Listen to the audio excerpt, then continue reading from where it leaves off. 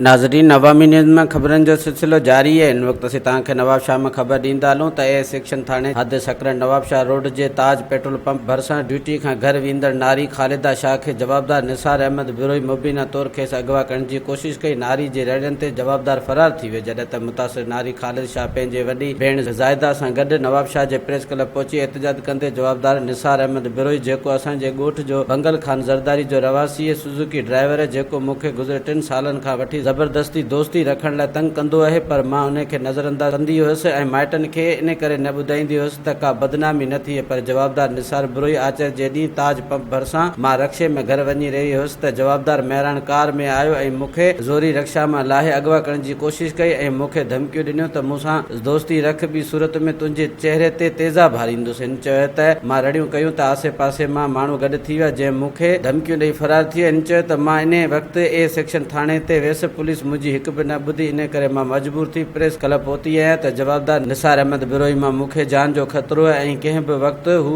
मूं ते तेज़ाब हारण सां गॾु अगवा करे सघे थो। पुलिस मुंहिंजी का बि मदद करण लाइ तयारु न आहे। हिन चयो त मूंखे जवाबदार मां तहफ़ुज़ फराहम करे मूंखे इंसाफ़ फराहम कयो वञे ऐं मुंहिंजी ज़िंदगी बचाई वञे। वधीक ख़बरनि ऐं तफ़सील जे लाइ विज़िट कयो असांजी वेबसाइट awamiNewsHD.com ऐं ॾिसंदा रहो अवामी न्यूज़ HD।